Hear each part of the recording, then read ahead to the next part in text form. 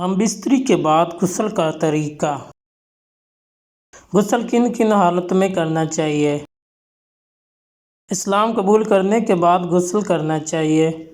جب مرد اور عورت کی شرمگاہ مل جائیں تو غسل فرض ہو جاتا ہے۔ احتلام ہو تو بھی غسل فرض ہو جاتا ہے۔ جمعے کے دن غسل کرنا ضروری ہے۔ جو شخص میت کو نہلائے اسے غسل کرنا چاہیے۔ احرام باندھتے وقت غسل کرنا چاہیے۔ غسل کے فرائض۔ غسل کے 3 فرائض ہیں: کلی کرنا، ناک میں پانی ڈالنا، پورے بدن پر پانی بہانا۔ غسل کا مصنوع طریقہ: نمبر 1 نیت کریں۔ نمبر 2 بسم اللہ سے ابتدا کریں۔ نمبر 3 دونوں ہاتھوں کو کلائی تک دھوئیں۔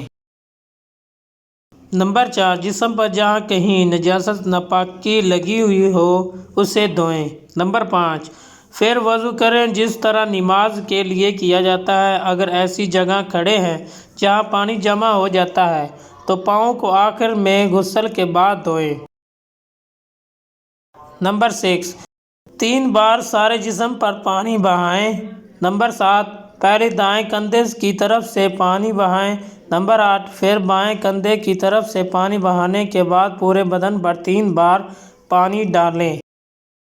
نمبر 9 وضو کرتے وقت اگر پاؤں نہیں دھوئے تھے تو اب دھو لیں۔ غسل واجب کی صورت میں جسم پر لگی ہوئی نجاست کو پہلے دھونا سنت ہے۔